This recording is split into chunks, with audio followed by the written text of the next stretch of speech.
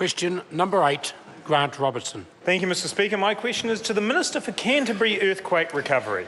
Does he agree with the Treasury assessment of the anchor projects in Christchurch that, quote, it is highly likely that additional funding will be needed to finish the program and that, quote, this means increasing funding would require significant compromise of other investment initiatives? The Honourable Jerry Brownlee. Mr. Speaker, not necessarily and not necessarily. Supplementary question, Mr. Supplementary Speaker. question, Grant Robertson. Can he guarantee that no other investment initiatives will be significantly compromised as a result of additional funding required for the anchor projects, in particular the Convention Centre? The Honourable Jerry Brownlee. Well, Mr. Speaker, given that we're in commercial negotiations at the present time and that the actual cost of the Convention Centre is not known at that point, I can't make that comparison.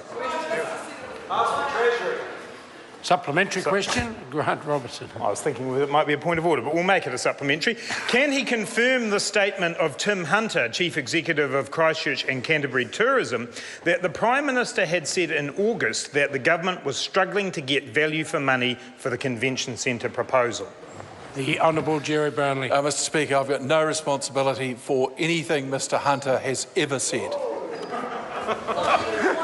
Well, supplementary question, Supplementary question, Grant Robertson. In light of that answer, what does he say to Tim Hunter, the head of Christchurch and Canterbury Tourism, who said that the government was in total disarray on this project and that after 3 years of failing to deliver, it was time for the Minister to stand aside?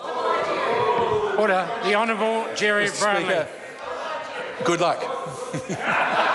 Supplementary question, Mr. Speaker. Order.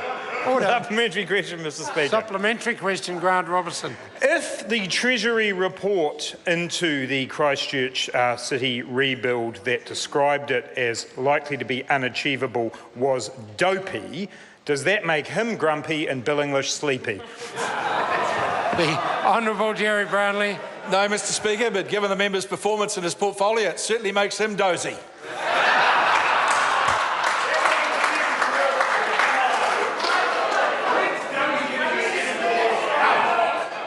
Question number 9, Ian McKelvey.